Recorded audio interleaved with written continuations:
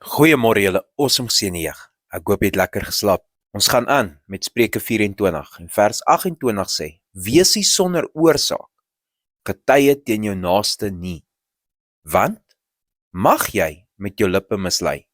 So hy vra hulle, mag jy dan lieg? Hy sê vir hulle, dit is eintlik veronderstel om common sense te wees by julle.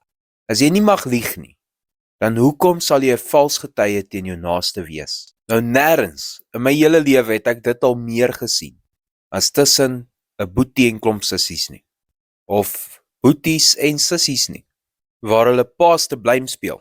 Niemand is skuldig nie en almal is skuldig op dieselfde tyd. Jy sien, dit is ietsie wat 'n mens nie hoef geleer te word nie. Dit kom van nature. Dit is deel van ons sondige natuur om te lieg, om 'n vals getuie teen iemand te wees sodat ons nie in die moeilikheid kom nie. En dan moet ons geontleer word om dit te doen.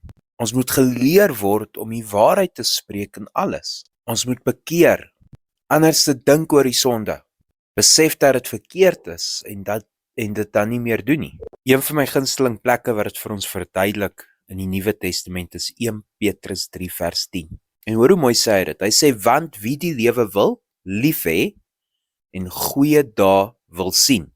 So as jy die lewe wil lief hê en jy wil goeie dae sien, nie slegte dae nie, dan sê hy, moet sy tong bewaar vir wat verkeerd is en sy lippe, dat hulle geen bedrog spreek nie.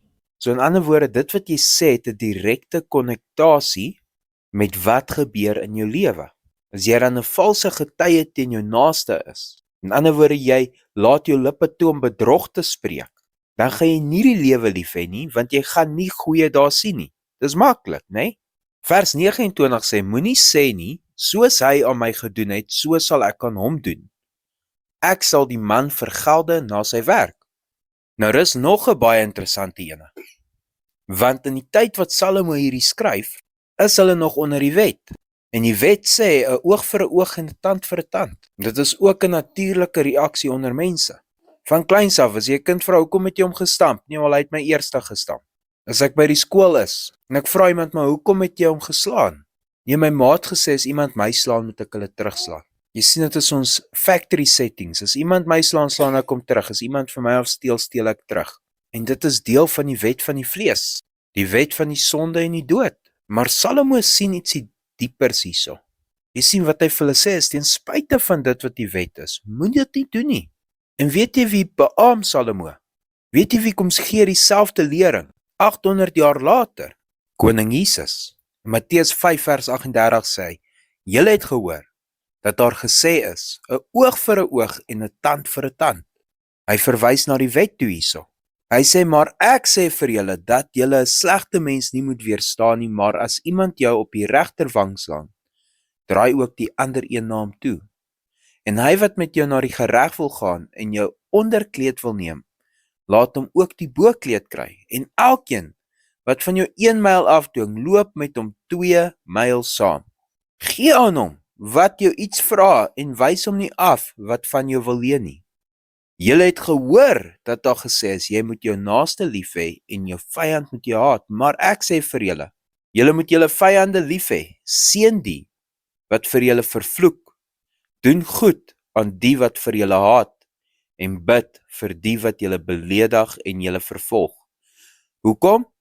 Sodat julle kinders kan word van julle Vader wat in die hemele is. Want hy laat sy son opgaan oor die slegtes en die goeies, en hy laat reën op die regverdiges en die onregverdiges. Want as julle liefhet die wat vir julle liefhet, watter loon het julle? Doen die tollenaars nie ook dieselfde nie? En as julle net julle broeders groet, wat besonders doen julle dan? Doen die tollenaars nie ook so nie? Wees julle dan volmaak, soos julle Vader in die hemele volmaak is. Nou is die vraag, waar sien ons God dit doen?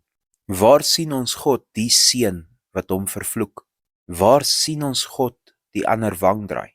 Ons sien dit op die kruis. Ons sien dit elke keer dat ons vriendskap aanknoop met die wêreld.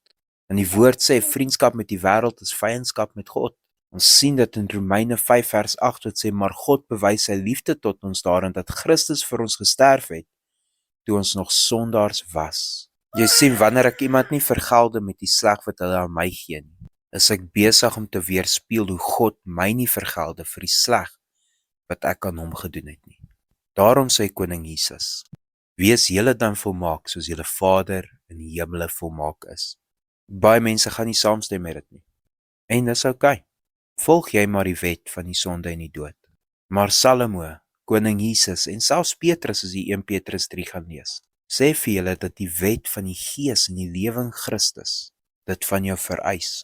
Dit vereis van jou om die genade te gee wat jy ontvang het. Bless julle. Lekker dag.